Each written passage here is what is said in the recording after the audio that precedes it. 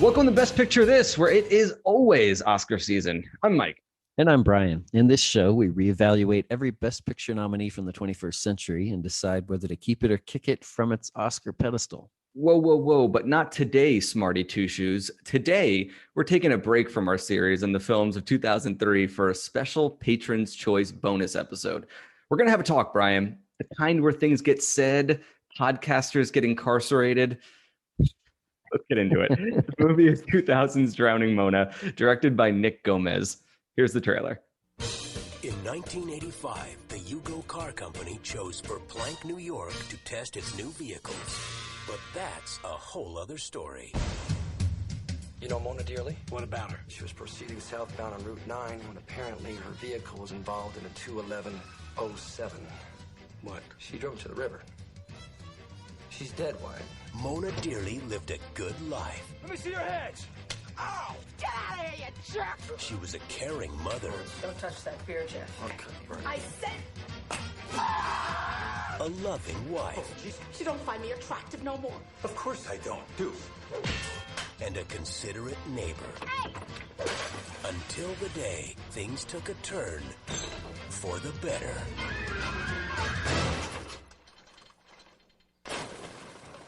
She's dead. She's dead. She's dead. Mona Dearly's dead. We gotta celebrate.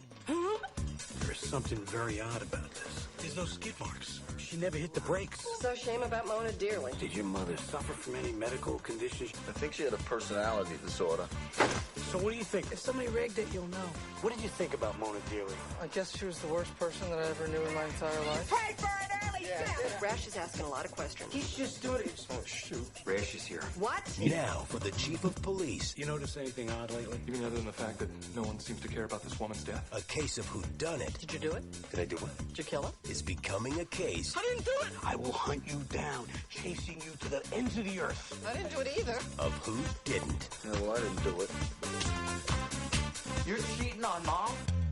Mom's dead, son. From Destination Films What are you doing? I'm getting the hell out of here. I'm leaving then. Don't let them move. comes the sweetest town What are you gonna friggin' do? You gonna friggin' hit me? that ever got away with murder. I'm gonna expose y'all. Danny DeVito, Bette Midler, Nev Campbell, Jamie Lee Curtis, and Will Ferrell. In my experience, wakes aren't very well attended. No one's gonna come. Not with the game on. I got money on that game. You and everyone's mother. Drowning Mona. And they Okay, so is that Smash Mouth? the check. They don't even mention. This sounds like maybe it is. I don't know, but they don't Smash even Mouth. mention Casey Affleck. I know, that's crazy. It was before he was Casey Affleck, you know? And Yep. but Smash Mouth, though, just for 1 second, we gotta just address the fact that they had a big presence in movies in the late 90s. I mean, Yeah, you got Shrek, you got Mystery Men, you got Drowning Mona. They were in a bunch of stuff. Big band. great band. I mean, one of the greats. The all Oh time. yeah, one of the top five. Keep it or kick it. I'll kick Led Zeppelin and keep Smash Mouth. Smart move. Drowning Mona was made for $6 million and it made $15.9 million. So a smashing success. The big win. I love it. Coming up in this show, I'm skipping over the nominations because I don't think it got any nominations. I don't think so. No. Coming up in this show, we will give our Farley Awards for the most awesome moment of the movie. We'll give our golden takes. We'll ask each other one question designed to play a sad song of truth on the world's smallest tambourine. we will imagine what might have been. We'll talk trivia and the big reveal. Would you keep it or kick it from the top 5 in year 2000? Although this is not the normal 2000 series. Let's go. We're gonna have to look ahead for that too, because we're only just in 2003 right now. So we're gonna have to project ahead and do a lot of mental gymnastics. But I'm ready for it if you are. Let's go. All right. So the Farley Awards for the most awesome moment of the movie. So I watched a behind the scenes thing on YouTube for this before recording. And it starts with the interviewer asking the stars of Drowning Mona, what is this movie about? Cut to Danny DeVito. He laughs and says, it's about an hour and a half. I think that says a lot about how we're supposed to watch movies like these. It's not about the moments or the emotion or the technical craft. It's about the bits. And I think maybe my favorite bit in this movie is the debate over who killed the Schneider dog, Peaches. Mm-hmm. So Jeff, Mona's idiot son who partners with Casey Affleck for this lawn care service, DeVito is questioning him, and Jeff blames the dog's death on Casey Affleck. And we cut to this flashback of the two of them arguing about it afterwards. And because Jeff is telling the story, he makes himself look good, saying things like, how could you kill Peaches? And if we keep losing customers, we won't have a business. And he makes Affleck, who's wearing these ridiculous overalls and has this dopey like mop of blonde hair, look horrible. Casey Affleck is ranting and raving about how Peaches was in the way, then screams to the Dearlys before choking Mona and yelling that he will rip out her ovaries. Then we cut back to Danny DeVito, who's looking confused, and he goes, he said ovaries? And Jeff goes, oh yeah, all the time. I just love that so much. And later we get basically the same flashback, but from Casey Affleck's point of view, and it's totally different. Mona attacks him, Jeff throws him to the ground, and Affleck says, you ripped my overalls. Cut again to DeVito, and he said overalls? I didn't catch that. I did not catch that. Oh my God, that. it's like one of my favorite. Actually, I think it is my favorite sort of recurring joke of the movie. And also, Brian, this is like basically Rashomon. Wouldn't you agree? I don't know what Rashomon is. Oh, Akira Kurosawa. It's like the classic movie about different point of views, where how did a crime happen? And everybody who was involved has a very different take on that. This movie is basically as good as Rashomon, is what I'm saying. So what might have been Kurosawa directing Drowning Mona? Yeah, it would have been different, but probably not as funny. Alternate universe. Yeah. All right. So my Farley Awards it's a similar kind of conclusion that you're giving with the bits. I'm just going to read two quotes as my Farley moment. The first one is when Casey Affleck's character he's visiting his brother in the bar, which one of my favorite moments is, he asks for a light beer. His brother pops it open, takes a swig of it before giving it to him. Because that's what brothers do, right? Yeah. Because he's asking for a brotherly deboning. So he's like, you owe me this. That's exactly. That's the quote. Yeah. Like they're talking about, why does it cost so much to get this chicken? And Bobby Calzone goes, you're my brother. Can't you just do a brotherly deboning or something? I just laugh out loud when I heard that.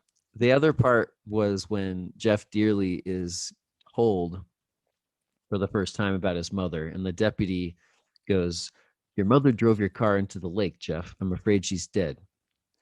What was she doing in my car? Yeah.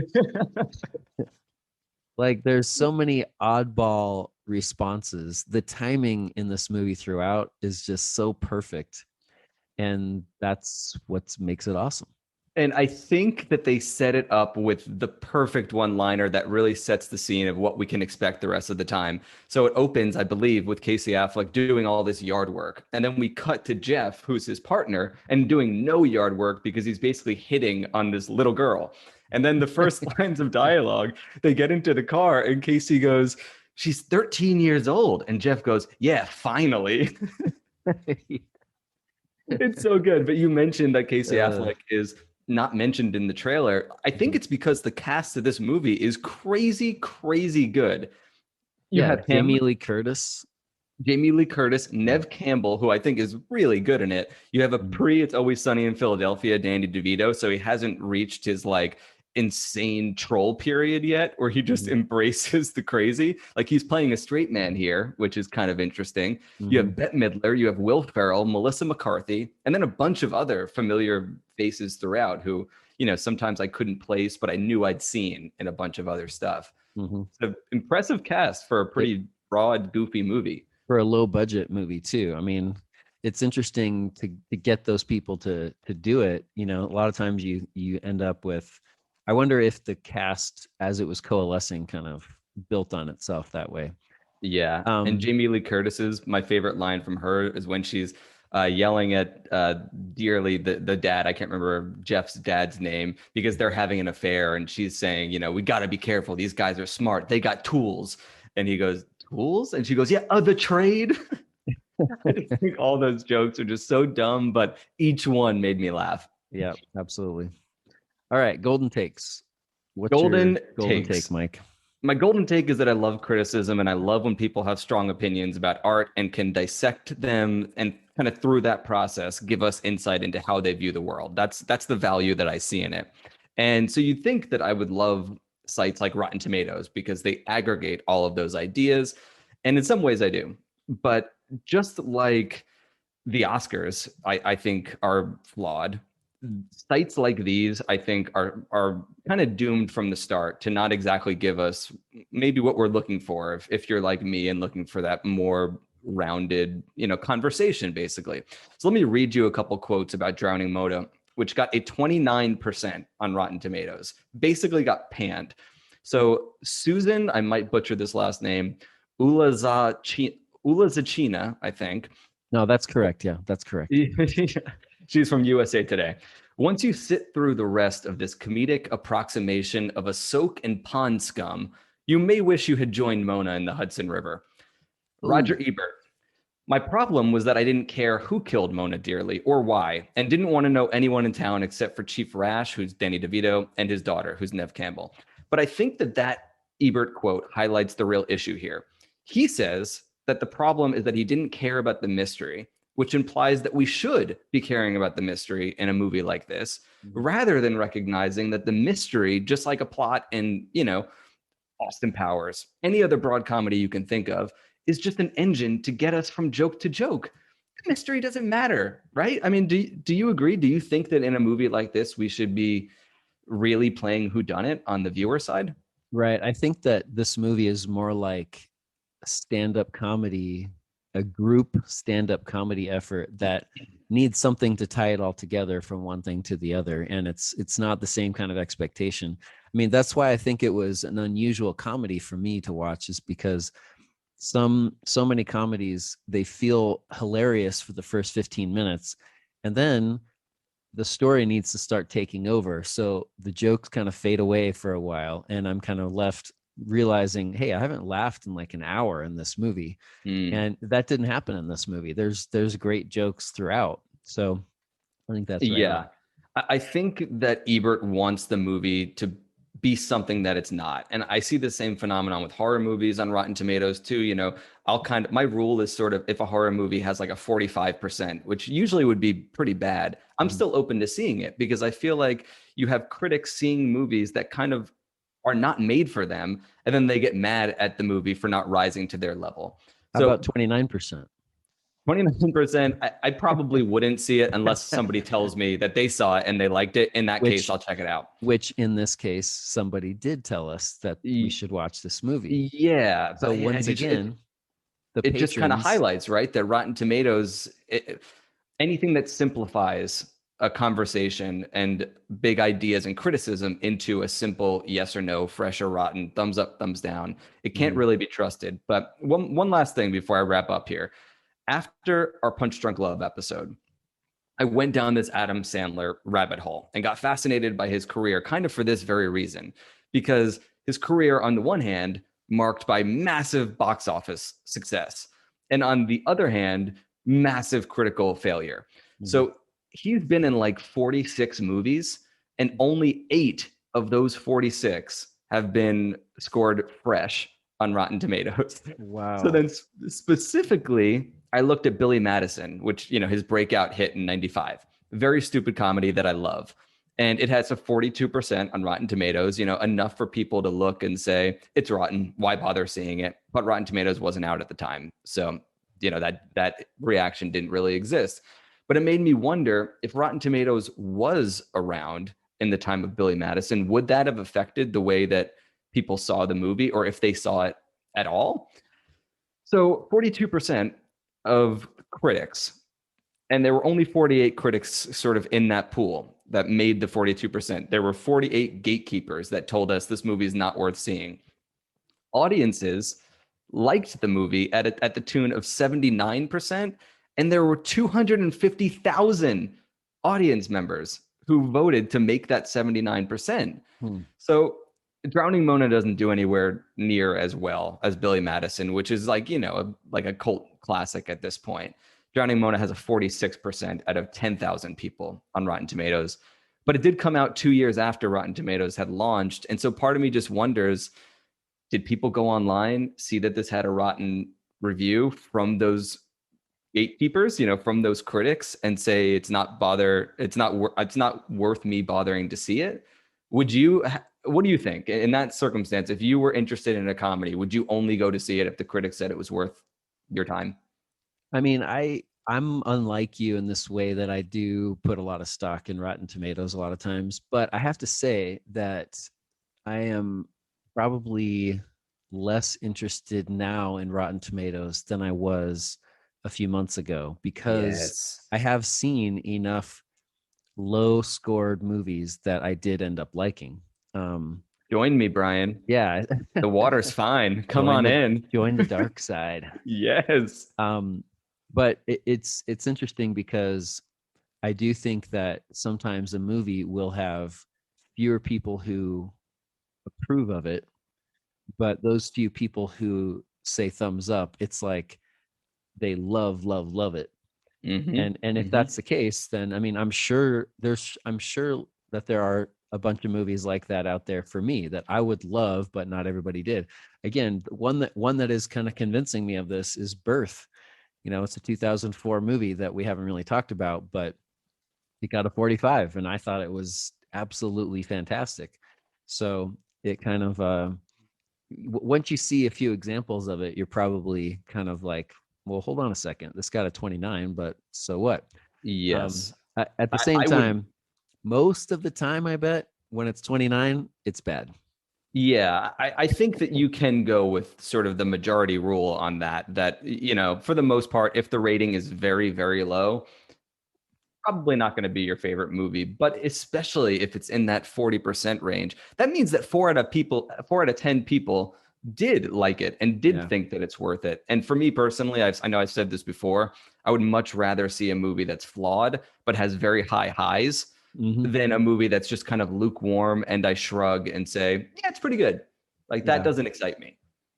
Yeah, having 1 or 2 scenes that you'll always remember maybe is worth doing. But definitely. But your golden take. We should give one shout out again to Spencer for picking this movie as a patron, because again, I would never watch this without. I'd seen this one before and I was very excited to revisit it and glad to see that it held up. So very good. So what year did this movie come out? Because at first I thought it was sometime in the 80s, and then IMDb says 2000. Yeah, it's 2000. Okay, gotcha. Okay, so here's my rotten take now. My golden take.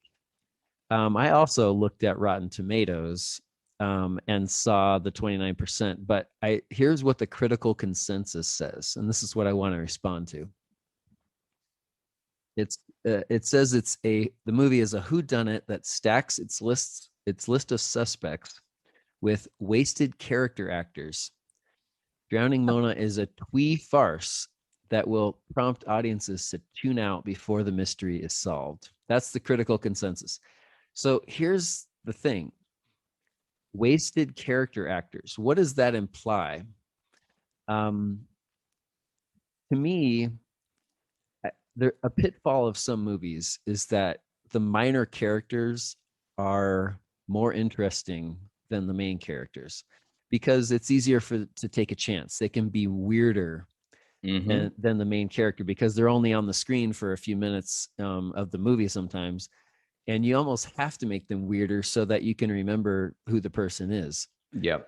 And I don't know if this is what the Rotten Tomatoes consensus was getting at, but I kind of got the feeling like the wasted character actors didn't really serve the plot well enough for the critics. It's sort of like what you're getting at with what I think maybe Ebert or the USA Today critic was saying.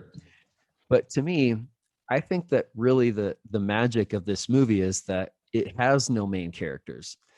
They're all side weird characters that are memorable and So it's kind of flipping that on its end and kind of showing you what you could do when you let those minor characters actually um, live up to their fullest kind of potential. Mm-hmm. So it's also, it would be interesting to compare this, or to look at different movies that are star vehicles like an Aaron Brockovich or a Castaway, with movies that are ensemble casts, and try to see like what are the strengths and weaknesses of them. I'm sure we could come up with some off the top of our heads right now, but that's kind of this movie is making me kind of curious to pay attention to that as we go forward in the podcast.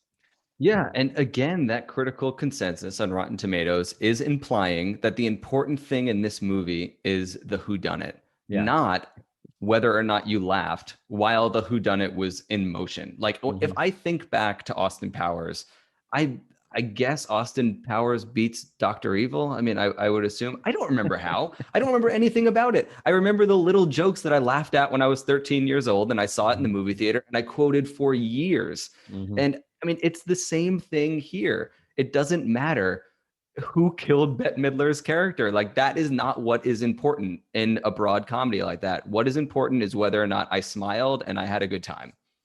Yeah, it would be interesting if Rotten Tomatoes had a laugh-o-meter, like how if they had audiences, when you're doing your cinema score, A+ down to F, and there was a little side spot where you just make tally marks of how many times you laughed during the movie. It would be interesting to see how many bad movies had a lot of laughs, and does that therefore make it actually a good movie? It Yeah. depends, and again, it depends on what you're trying to accomplish. I think that sort of the bottom line here is that my feeling is that these critics are judging these movies on the wrong scale. You can't judge them alongside an Oscar contender because both movies are trying to do incredibly different things. Just because I like steak and I can recognize that steak is of better quality and more nutritious and better doesn't mean that I can't enjoy a Big Mac. And I shouldn't be comparing a Big Mac to a steak on the same scale. Well, we're going to do that comparison later on in this episode, Mike. So just, you might have to eat your words on this. Maybe. Let us now ask each other one question. I'll go first. Okay. My question is, what part of the car is more important?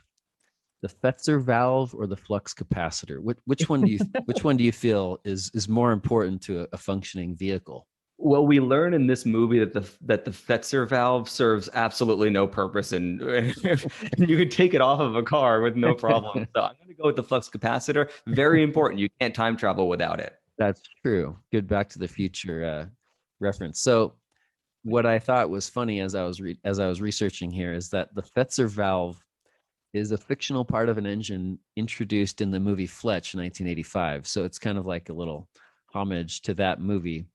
But I also think, anyway, fictional parts of cars is there's becoming a good tradition of this. The Fetzer valve punctured. There is no Fetzer valve. What's your question for me? Well, two little ones. So number one, do you generally like dumb, broad comedies like these? Do you feel like they're in your wheelhouse, or is it rare that they connect? Because I was going into this thinking that you definitely were not going to like this movie. That was my assumption, and I'm pleasantly surprised to find out I'm wrong. Well, there are some that I love. I love The Burbs, which I think is sort of in this. It's more polished than this movie by far, but I love The Burbs. I love Dumb and Dumber. I love Napoleon Dynamite. So Okay. there are a handful that it's like sometimes the comedy works on you and sometimes it doesn't. I think it's more rare than that they work on me, I have to say. Okay. But I find myself laughing out loud during a lot of Pixar movies when they're making jokes that are made for adults.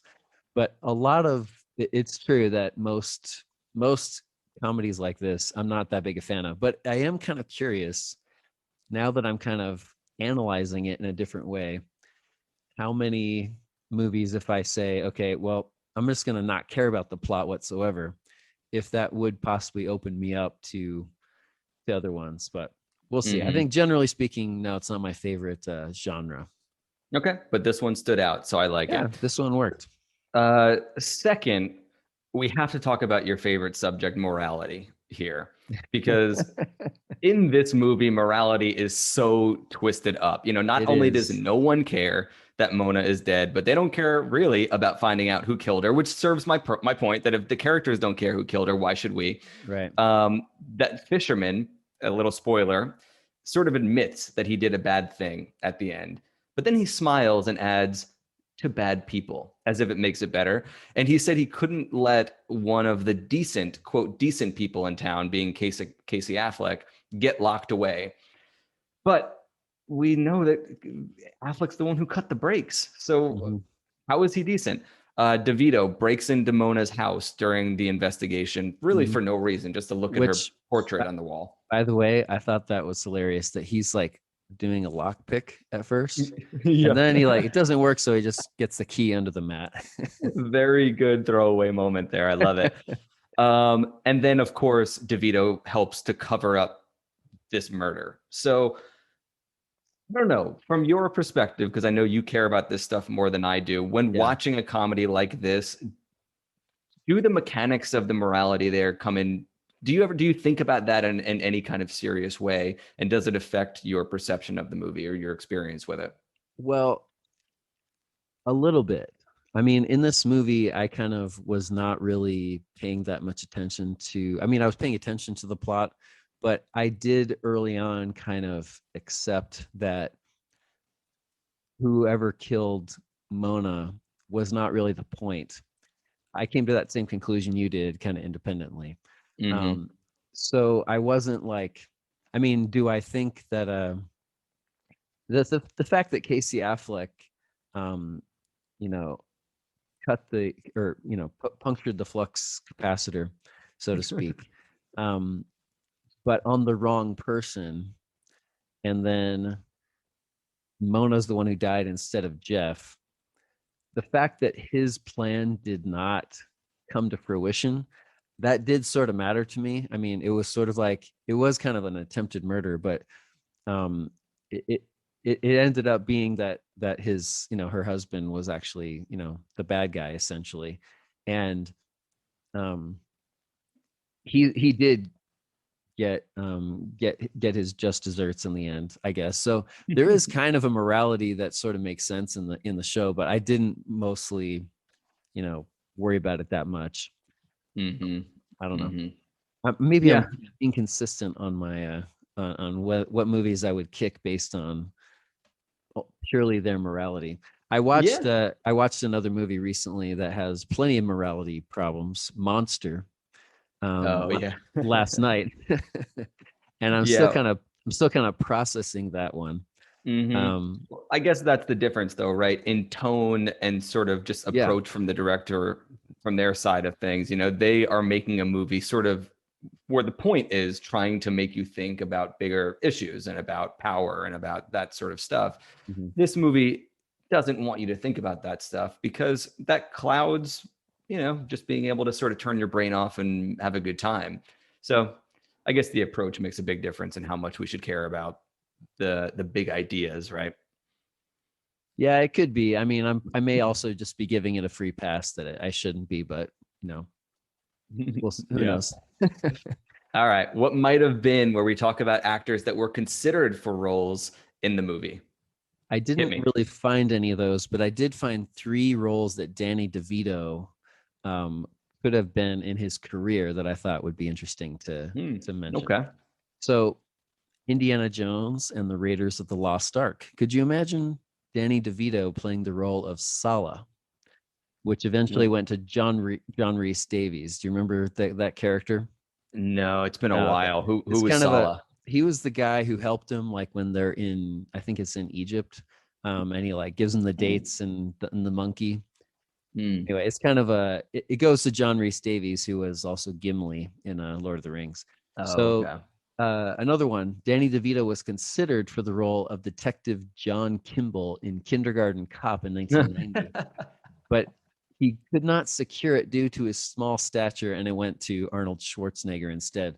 So could you imagine a little kid saying, "It's a tumor. to Danny DeVito instead of Arnold Schwarzenegger. I have memories of watching Kindergarten Cop Not a back in the tumor. day. It's funny because I feel like such a big part of that movie is the fact that Arnold Schwarzenegger is a huge guy and like he's demoted, to doing this dinky little job at a kindergarten. If you make it DeVito, You're I like, don't yeah, know. that seems like about the fulfillment of his career. I could understand that being in kindergarten. Yeah, the joke changes. Sort of the central joke of the movie is a lot different with DeVito there instead of Arnold. Indeed. And then lastly, Danny DeVito was considered for the role of George Costanza in Seinfeld. Interesting. Yeah, because It's he had the notoriety from Taxi, right? it's hard to imagine anybody but Jason Alexander, but could you imagine Danny DeVito? I mean, I don't know. I guess I sort of can imagine that. I like DeVito a lot. I think in It's Always Sunny, he just really tapped into something where it's kind of late in his career. He could do whatever he wants, and he just embraced that, and you can tell he's having a great time. But at that point in his career, he would have been a lot more reserved. I'm not sure if it would have worked so well, but just based on the fact that George Costanza, played by Jason Alexander, is my favorite sitcom character of all time. I can't let anybody else in there to take away that spotlight. Not going to happen. Sorry, Danny. You're out. All right, trivia. There's several pieces that are also mostly from other writers or other actors, but I'll get to some that do have to do with Johnny Mona specifically.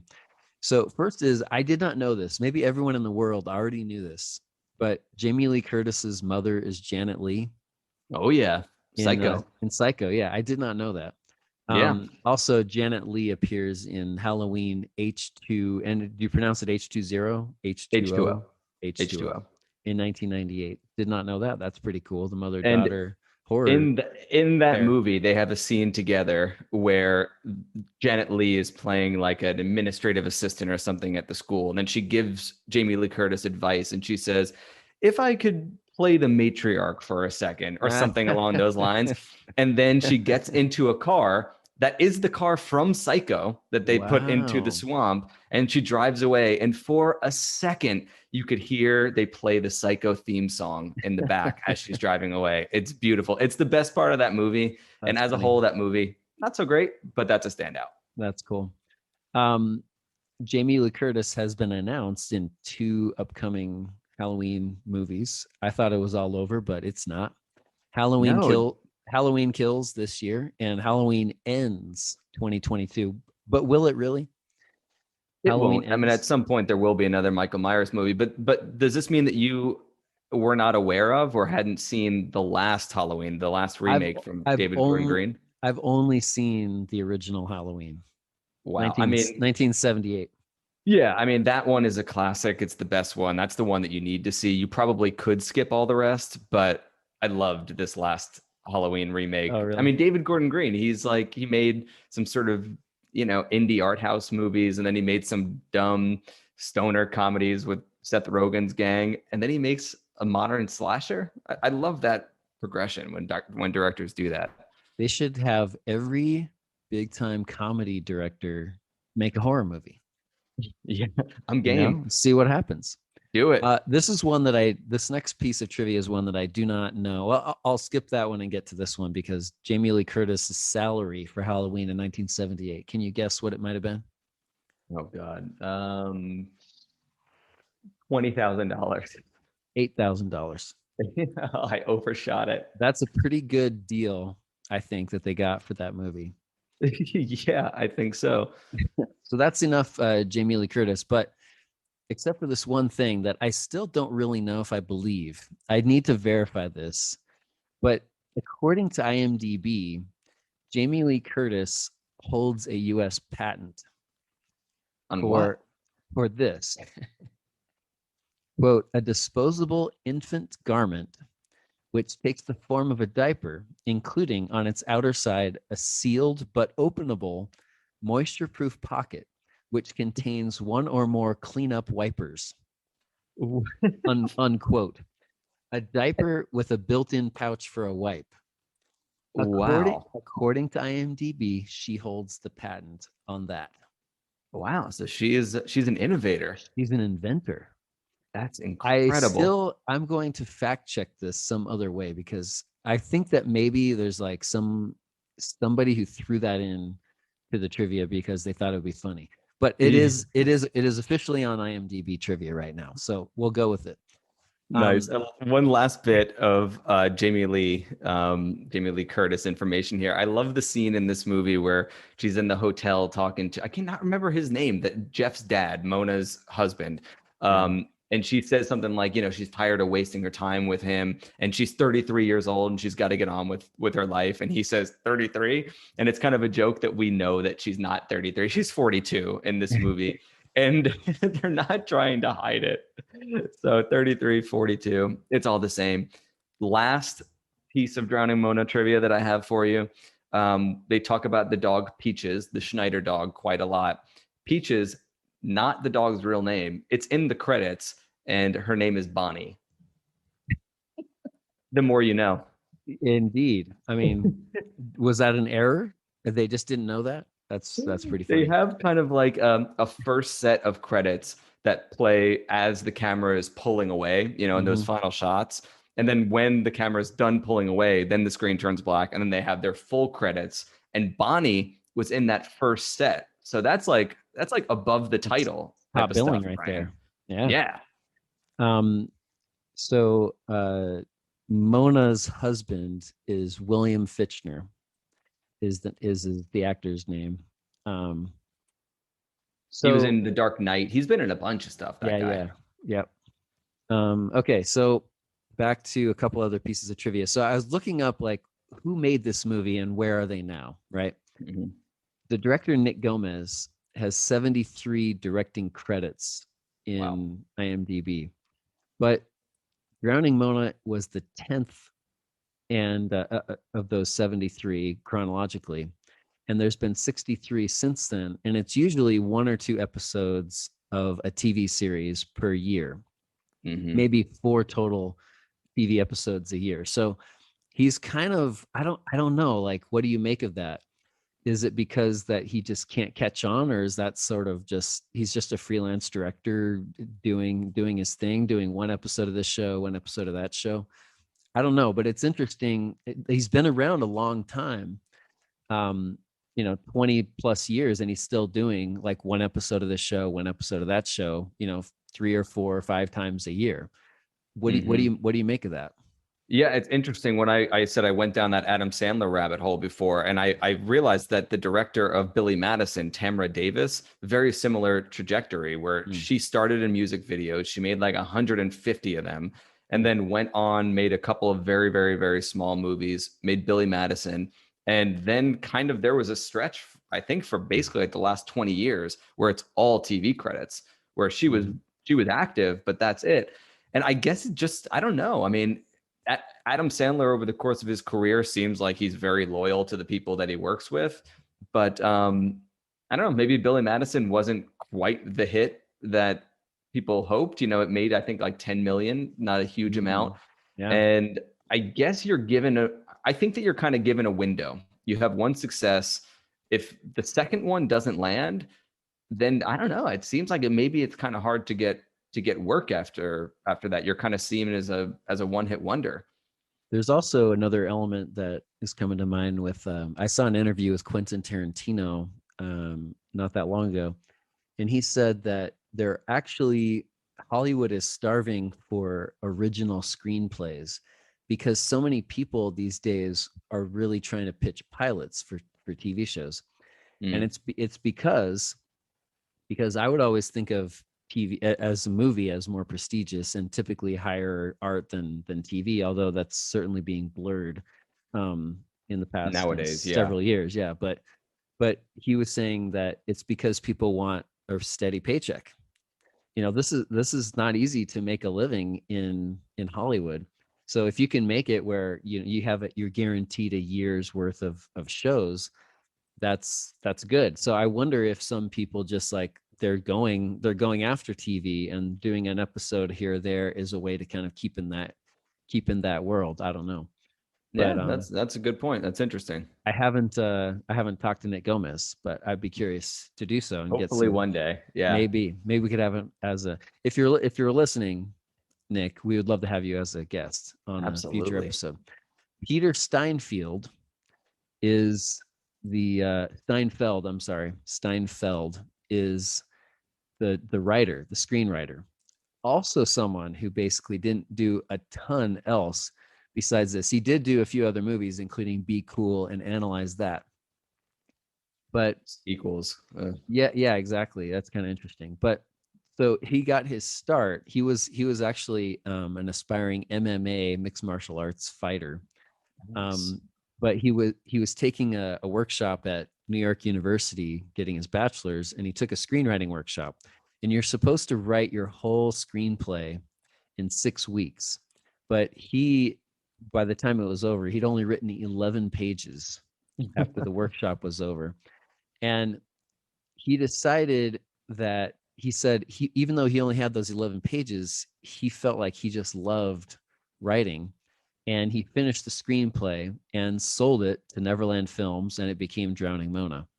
So that's how he got started. So if you're listening here and you're thinking, I'm so behind on my homework, well, there are success stories of that. But again, I don't know where, like, you can't on IMDb, Wikipedia, you can't really track where his career, where is he now? I don't know, but it kind of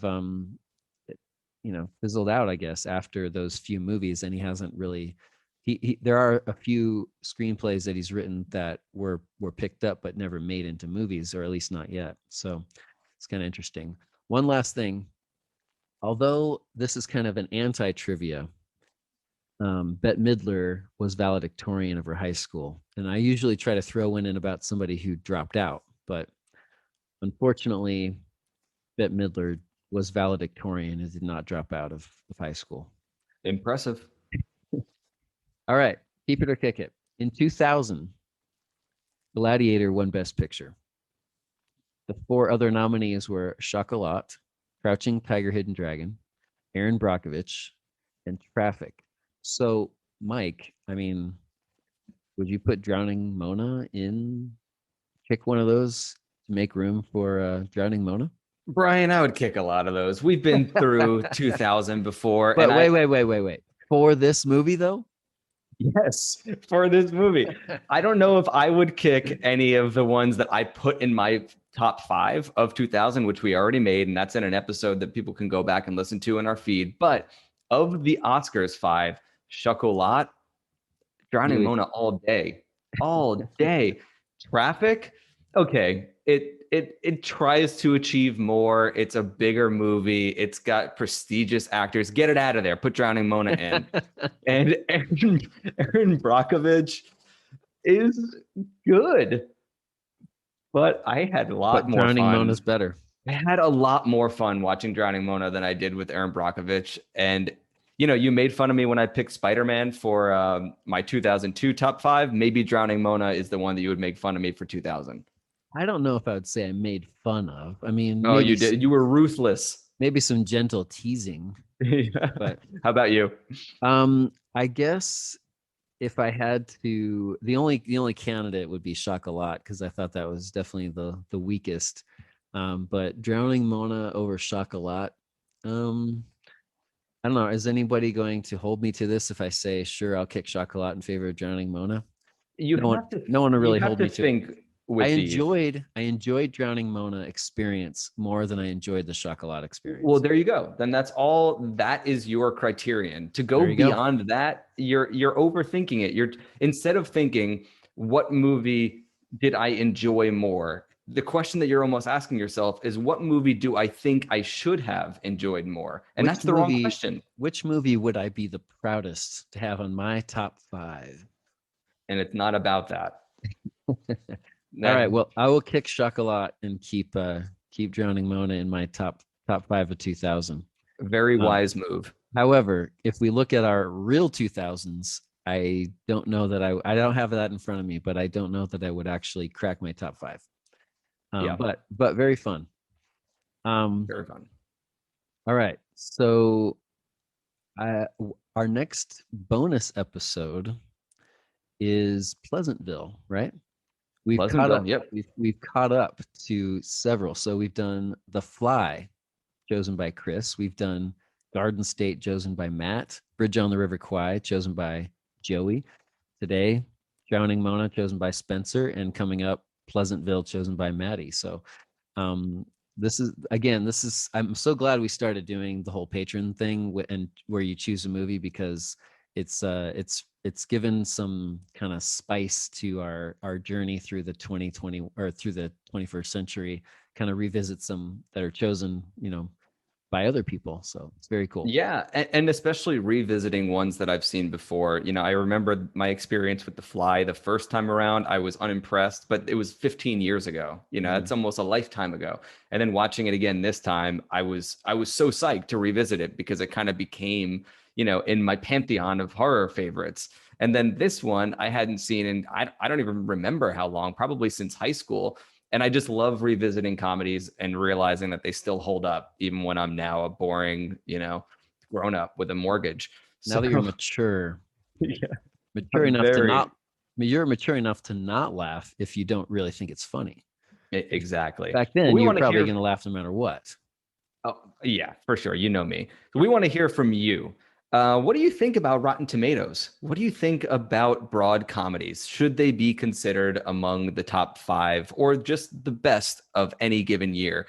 Let us know, and we will read your answers on the show. You can find us at bestpicturethis.com, on Spotify, Apple Podcasts, Stitcher, or by telling your smart speaker to play Best Picture This. We're also on Facebook and Twitter at Best Picture This. And for 15 years of Golden Takes, head over to Letterboxd, where you'll find me, Mike Cavalieri. Do you have a favorite movie from the past that has been forgotten? If you become a patron of this show by visiting patreon.com/bestpicturethis, you can help choose a movie for one of our future bonus episodes. Yes, and please remember to rate, review, and subscribe to the show on Apple Podcasts, Spotify, or wherever you get your pods. Until next time, remember, you can always count on Best Picture This for a brotherly deboning. Chicken!